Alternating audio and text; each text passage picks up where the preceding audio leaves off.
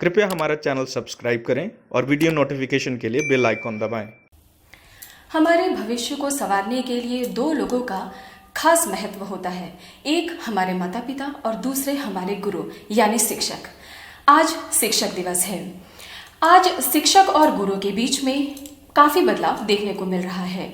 माँ बाप की उंगली पकड़कर चलने के बाद हमारा दूसरा सफ़र हमारे गुरु के साथ शुरू होता है। आज टीचर सिर्फ ब्लैक बोर्ड या वाइट बोर्ड पर नहीं पढ़ाते, बल्कि वो डिजिटल प्लेटफॉर्म की ओर बढ़ चुके हैं। इस टीचर्स डे के मौके पर हम ऐसे ही टीचर से आपको मिलवाने जा रहे हैं जिनका नाम है रितेश श्रीवास्तव और साकेत भदानी। अपने YouTube चैनल के माध्यम से ये maths, reasoning, current affairs, banking और फाइनेंस की पढ़ाई करवाते हैं। इनके पढ़ाई कराने का अंदाज बहुत ही अनोखा है जो बच्चों को जल्दी समझ आता है। इनका ये कदम इसलिए भी सराहनीय है क्योंकि बिहार, झारखंड जैसे हिंदी भाषी राज्यों में इनका इकलौता YouTube चैनल है जो राज्य में तेजी से आगे बढ़ रहा है और बहुत अच्छे से टीम वर्क के साथ ये लोग आगे बढ़ रहे हैं। तो हम इनसे मुखातिब होते हैं। पहले तो आप दोनों का बहुत बहुत स्वागत है हमारे चैनल में। सबसे पहले तो हम आपसे पूछना चाहेंगे कि आप लोग अपने बारे में बताएं, क्योंकि आपके बहुत सारे स्टूडेंट्स हैं जो आपको पर्सनली नहीं जानते होंगे, तो थोड़ा सा आप अपने बारे में बताइए। सभी व्यूवर्स को शिक्षक दिवस की बहुत बहुत शुभकामनाएं जो जहां से भी देख रहे हैं। जी, जैसा कि आपने बताया कि हम लोग रांची से ही बिलोंग करते हैं और हमने एजुकेशन के फील्ड में हम लोग प्रोफेशनल एडुकेटर हैं और करीब 10 साल से शिक्षण का काम कर रहे हैं। हमने डिफरेंट फील्ड्स में काम किया और उसके बाद फिर शिक्षण के क्षेत्र में आने के पीछे मकसद ये रहा कि हमने ये पाया कि टीचिंग इंडस्ट्री को एक नए डायमेंशन, एक नए आयाम की ज़रूरत है और इसमें स्टूडेंट्स की ज़रूरतों को ध्यान में रखते हुए हमने इस फील्ड में कदम रखा। देश के तमाम बड़े जो नाम स्टूडेंट्स जो जानते हैं, बड़े इंस्टीट्यूशंस और चैनल्स, उन सारे से हम लोग जुड़ चुके हैं। हमने अपनी सेवाएं दी हैं। हम भारत के कई शहरों में जाकर के अध्यापन का काम कर चुके हैं और फिर हमने एक YouTube चैनल की शुरुआत की जिसका नाम है पैंथियन एडू, जो कि बदलते दौर के हिसाब से बिल्कुल सटीक बैठता है, ये कहेंगे हम साकेत जी से भी जानना चाहेंगे। सबसे पहले तो मैं सभी छात्रों को शिक्षक दिवस की हार्दिक शुभकामनाएं देना चाहूँगा और मैं आपको बता दूं, मेरा नाम हुआ साकेत भदानी और मैं पैंथियन एडू यूट्यूब चैनल पे एज ए रीजनिंग फैकल्टी काम कर रहा हूँ। और ये जो हमारा चैनल है एट प्रेजेंट, हम लोग ये इस चैनल को हमारा शुरू करने का एक ही मकसद था कि हम छात्रों को कम से कम खर्च पर अपना शिक्षा दे सकें और उनको हम बता सकें कि किस तरीके से हम एग्जाम्स को क्वालिफाई कर सकते हैं, क्या लेटेस्ट पैटर्न के अपडेट्स हो सकते हैं। खास बात हमारे चैप्टर जो पर्टिकुलर जो हमारा सेशन होता है, वो सेशन लोगों को, उन छात्रों को खास करके फोकस करता है जिनको मान लो रिविजन करना है, रिवीजन करने के लिए काम आ जाता है। दूसरी चीज़ हम क्या देखते हैं कि जो लोग क्लासरूम प्रोग्राम को नहीं टैकल अप कर पाते, नहीं ले पाते, जैसे वर्किंग प्रोफेशनल्स जो हो गए, उनके लिए भी ये काफ़ी ज़्यादा ये चैनल हेल्पफुल होगी। ठीक है, और हम लोग इस पे लगातार वर्कआउट कर रहे हैं कि इसमें हम इस तरीके से प्रोफेशनली आगे बढ़ें ताकि बच्चों को ज़्यादा से ज़्यादा हेल्प मिल सके। क्योंकि पैन इंडिया लेवल पर जितने भी ऑनलाइन पढ़ाने वाले यूट्यूब चैनल्स हैं, चाहे जो भी कोचिंग सेंटर्स हैं, उन सबके साथ में प्रॉब्लम ये हो रही है कि वो सभी कोई इंग्लिश पर ज़्यादा फोकस कर रहे हैं, कुछ एक ऐसे जो हिंदी पर हैं। लेकिन हम चाह रहे थे कि हमारा फोकस ऐसा हो कि हम बिहार, झारखंड के बच्चों को ज़्यादा से ज़्यादा फोकस कर पाएँ और उनके लिए हम मददगार साबित हो पाएँ। सर मौसम जी बिल्कुल, जी बिल्कुल, ये आप बहुत ही अच्छी पहल है आप लोगों की। और मैं ये जानना चाहती हूँ या हमारे व्यूवर्स भी जानना चाहते हैं कि आप लोगों ने रांची शहर को ही क्यों चुना अपने YouTube चैनल के लिए? जी, एक्चुअली रांची शहर इस तरीके के कोई भी वेंचर को स्टार्ट करने के लिए सबसे बड़ी बात, ऑनलाइन प्लेटफॉर्म पे आपको जगह की आप मोहताज नहीं होते, आप कहीं से भी शुरू कर सकते हैं। और रहा सवाल रांची से शुरू करने का, तो हमारे रांची के फैकल्टीज जो है पूरे इंडिया में काफ़ी अच्छी उनकी साख है, काफ़ी प्रतिष्ठा है और कई जगह पे, कई संस्थानों में वो अपनी सेवाएं दे रहे हैं। और संयोग से हमारे पास रांची के ही अच्छे फैकल्टीज़ की टीम थी जो हम साथ में काम कर चुके थे। हमारे बीच में एक अच्छा तालमेल था, तो हमने इसकी शुरुआत की और आज उसका नतीजा आपको सामने दिखाई दे रहा है। मतलब क्या बदलाव आए आपकी सोच में कि आपने सोचा कि हम इस फील्ड में आगे बढ़ते हैं?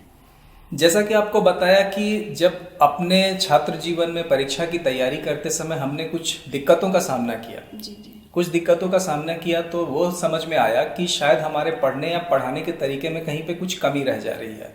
इस चीज़ों को जब खुद से फेस किया तो समझ में आया कि स्टूडेंट्स को इस तरीके से पढ़ाने की ज़रूरत है, एक अलग ही तरीके से, जैसा मैंने बताया कि एक नए ही आयाम से हम चीज़ों को लगाना चाहते थे। तभी अब हमें ये ख्याल आया कि शिक्षण से बढ़िया, इससे बढ़िया काम कोई हो नहीं सकता, ताकि हमने इतना नॉलेज लिया, हमें जो इतना एक्सपीरियंस हुआ, ये हमें अपने स्टूडेंट्स के साथ शेयर करना चाहिए। और तभी से हमने इस चीज़ की शुरुआत की, और पहले क्लासरूम मोड और उसके बाद फिर अब ऑनलाइन में आ चुके हैं। एक छोटा सा सवाल, क्योंकि किसी भी हम कोई भी काम शुरू करते हैं तो शुरुआत में हमें बहुत सारी मुश्किलों का सामना करना पड़ता है। आप लोगों ने कैसे, अभी आपका यूट्यूब पर बहुत सारे व्यूज़ आते होंगे, बहुत सारे, लेकिन एक शुरुआत, वो भी शुरुआत जैसे आपने की होगी तो आप लोगों को कहीं लगा होगा कि इतनी मुश्किल है, कैसे हम कर पाएंगे, नहीं कर पाएंगे, एक मतलब कन्फ्यूज़न रहा होगा, तो थोड़ा सा उस बारे में। जी बिल्कुल, चुनौतियां तो बहुत सारी हैं, हम सब ने देखा, काफ़ी हद तक फेस किया, अभी भी चुनौतियां तो बनी ही रहती है। सबसे बड़ी बात, सबसे बड़ी चुनौती तो ये होती है, मुश्किल ये होती है कि क्लासरूम में पढ़ाने के बाद कैमरा ही आपका इकलौता स्टूडेंट होता है। हाँ। कैमरा को देख के बताना एक बहुत ही मुश्किल, आप कह सकते हो कि हम एक तरीके से अभिनय करते हैं। दूसरी बात, ये पूरी तरीके से टेक्निकल चीज़ होती है, जिससे हम टीचर्स हैं, अपने अपने सब्जेक्ट में एक्सपर्ट हैं, बट ये टेक्निकल चीज़ों से हमारा वास्ता वैसा खास था नहीं, तो दिक्कतें तो हुई, और उसी दिक्कतों से फिर काफ़ी कुछ सीखने का भी मौका मिला। उसको सीखते हुए हम धीरे धीरे आगे बढ़े। एक प्रोत्साहन हमें मिल जाता है छात्रों से भी, जैसे कि जब भी ये ऑफलाइन मोड पर जब अलग अलग कोचिंग सेंटर्स में ये पढ़ते हैं तो इनका कोर्स ड्यूरेशन कहीं पर 3 महीने में पूरा सिलेबस कंप्लीट करवाया जाता है, कहीं पर 6 महीने पर पढ़ाया जाता है, लेकिन जो छात्र पढ़ करके वहाँ से निकल चुका होता है उनके पास हम नहीं होता है। लेकिन जिस छात्र ने हमारे ऊपर इतने महीनों तक भरोसा किया, उनका हम 7, 6 महीने, 8 महीने के बाद कैसे छोड़ सकते हैं। खास तौर पर ये चैनल हमने शुरुआत की, इस चैनल की शुरुआत पैंथन एडू करने की में हमारी सबसे बड़ी जो सोच थी वो यही थी कि हमारे साथ जितने भी छात्र हमारे पहले जुड़े हुए थे वो हमारे साथ आगे भी जुड़े रहे, क्योंकि ये बात तय है कि जो जितने हमारे देश में छात्रों की संख्या है उसके हिसाब से भी फिलहाल रोजगार नहीं है, ठीक है। लेकिन जैसे जैसे वैकेंसीज आती हैं और बच्चे एग्जाम्स देते हैं तो टाइम टू टाइम ये एग्जाम्स क्वालिफाई करते हैं, किसी को 6 महीने में कोई कर लेता है, कोई 1 साल में कर लेता है, लेकिन बच्चों को अपने साथ जोड़ करके कैसे रखें ताकि उनको लेटेस्ट पैटर्न के साथ हम अपडेट कर पाएं। हमारा जो मेन मंशा था इस चैनल को शुरू करने का, सबसे बड़ा मंशा यही था कि हम अपने बच्चों को अपने साथ जोड़ करके रखें, क्योंकि उन्होंने हमारे ऊपर भरोसा किया, उन्होंने वो हमसे 6 महीने तक पढ़े और वो चाहते हैं कि भाई हम उन्हें आगे भी लगातार सपोर्ट करते रहें। जी, और एक और मेरा सवाल है जो हमारे कई व्यूअर्स, मतलब हमारे जो स्टूडेंट्स हैं वो जानना चाहते हैं, ये कंपटीशन का दौर है, तो इसमें आप क्या सलाह देंगे हमारे स्टूडेंट्स को कि वो किस तरह पढ़ें और अपने क्षेत्र में आगे बढ़ सकते हैं? सबसे पहले तो मेरा यही मानना है कि सब्जेक्ट वाइज तो उनको एक्सपर्टाइज करना ही होगा, साथ ही साथ अभी जितने भी एग्जाम्स हो रहे हैं वो सभी एग्जाम्स में आपको ये समझना होगा कि अभी जितने भी ऑनलाइन एग्जाम्स हैं उसको कहीं ना कहीं सेंट्रल लेवल पर टीसीएस एक एजेंसी है जो कि कंडक्ट करवा रही है, और टीसीएस ने पैटर्न को लगातार चेंज करने का एक ट्रेंड फॉलो किया है, ठीक है, जिसमें हमने देखा है कि हर एक सब्जेक्ट में पैटर्न को चेंज किया गया, लेटेस्ट पैटर्न के अपडेट्स आ रहे हैं, अलग अलग क्वेश्चंस आ रहे हैं जो कि पहले नहीं पूछा जाता था। पहले क्या था कि 10 साल के पेपर्स को हमने प्रिपेयर कर लिया, हो गया, अभी थोड़ा हमें उस पर वर्कआउट करने की जरूरत पड़ी। तो छात्रों से मैं यही कहूंगा कि लेटेस्ट पैटर्न को अपडेट करें, पहले सब्जेक्ट वाइज को, हर एक सब्जेक्ट को चैप्टर वाइज एक्सपर्टाइज कर लें, उसके बाद जो क्वेश्चंस लगातार नए आ रहे हैं उनके ऊपर वर्कआउट करें ताकि वो मैक्सिमम से मैक्सिमम क्वेश्चंस को एग्जाम में अटेम्प्ट कर पाए, क्योंकि अब जो है ना पेपर का डिफिकल्टी लेवल बढ़ भी रहा है और उसके साथ ही साथ कट ऑफ भी बढ़ रहा है। इसका मतलब कहीं ना कहीं छात्र बहुत मेहनत कर रहे हैं, और इसमें ऑनलाइन ट्यूटोरियल्स का बहुत बड़ा, मतलब जो डिजिटल प्लेटफॉर्म पर बच्चे तैयारी कर रहे हैं, चाहे वो किसी भी तरीके से कर रहे हैं, इसका बहुत बड़ा योगदान है, जिसकी वजह से बच्चे इतना ज़्यादा अपडेटेड हैं। जी हाँ, बिल्कुल। मैं आपके सवाल को थोड़ा और पीछे ले जाना चाहूँगा। मैं तैयारी से ही नहीं, मैं सबसे पहली बात ये कहना चाहूँगा कि अपने करियर के चयन में ही आप थोड़ा टाइम बिताएं। सबसे बड़ी बात है अपने करियर को अपने हिसाब से खुद को जाने। आप, क्योंकि स्टूडेंट्स क्या करते हैं, वो समझ नहीं पाते कि मैं किसको चुनूं, और उसमें भी वो कंफ्यूज रहते हैं और फोकस नहीं कर पाते हैं। बिल्कुल आप सही बोल रहे हैं। तो पहले अपने करियर को चयन करें सही तरीके से, आप अपनी क्षमताओं को जानें, अपनी कमजोरियों को समझें, और उसके बाद फिर आप खुद से तय करें कि आपको करना क्या है। और जब करना है तो फिर पूरी ईमानदारी से अपने काम की तरफ लग जाना है, और ईमानदारी अपने प्रति रखें, अपने काम के प्रति रखें, और पूरी तरीके से समर्पित भाव से अपने काम को करें। और उसके बाद फिर जैसा आपको साकेत सर ने भी बताया, और आप जान रहे हैं कंपटीशन का दौर है, अपना लेवल आपको खुद से बढ़ाना होगा। और याद रखें, आपका कंपटीशन आपका खुद से है, ना कि किसी और से है। आप हर दिन अपने लेवल को रेस करने की कोशिश करें, खुद को आप अपग्रेड करेंगे तो आप देखो सफलता बिल्कुल आपके हाथ में आएगी। और और मैं ये भी कहना चाहूँगा कि सोशल मीडिया का आजकल बहुत ज़्यादा दौर है। मैं ये भी संदेश देना चाहूँगा कि इसका कम से कम इस्तेमाल करें। आप क्या, ये बहुत समय बर्बाद करता है। आप अपने मोबाइल फोन यूज कर सकते बिल्कुल हैं, जस्टिफाइड यूज कर सकते हैं। मैंने जैसा बोला कि ये दोधारी तलवार है, आप इसको दोनों तरीके से इस्तेमाल कर सकते हैं। तो आपका मोबाइल और इंटरनेट आपकी बहुत बड़ी ताकत है। आप इसको समझें, इसको पहचानें और अपनी सफलता इसके जरिए आप बिल्कुल पा सकते हैं, ऐसा मेरा मानना है। और आप दोनों से पहले तो हम अपने दर्शकों को शिक्षक दिवस की ढेर सारी बधाई देना चाहते हैं, और उसके अलावा एक आखिरी सवाल आप दोनों से कि आप इस शिक्षक दिवस के मौके पर अपने स्टूडेंट्स को क्या संदेश देना चाहेंगे। पहले साकेत जी, मैं आपसे कहूँगी।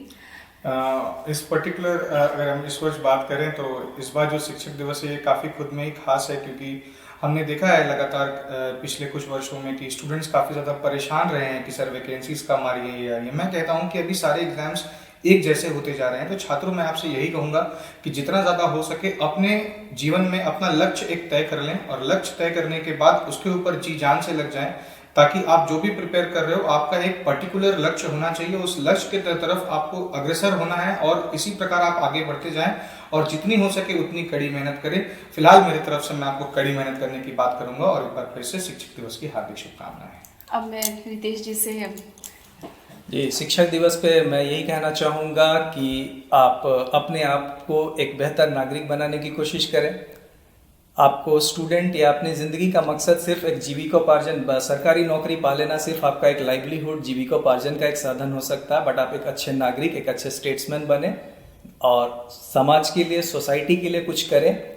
ऐसा नहीं है कि आप देश की सेवा करने के लिए सिर्फ देश में ही फौज में ही भर्ती हो सकते हैं। ऐसे बहुत तरीके से आप कर सकते हैं। सफाई रखें, एनवायरनमेंट का ख्याल करें, और जो सीखा है कम से कम एक बच्चे को वो सिखाएं जरूर। यही आपकी सच्ची ट्रिब्यूट होगी शिक्षक दिवस की। पहले तो साकेत जी और रितेश जी, हम आपका बहुत बहुत धन्यवाद करते हैं हमारे साथ शामिल होने के लिए, और आप दोनों और हमारे सभी शिक्षक गणों को शिक्षक दिवस की ढेर सारी बधाई। बहुत बहुत धन्यवाद। शिक्षक दिवस की बहुत बधाई हमारी पैंथियन की पूरी टीम की तरफ से।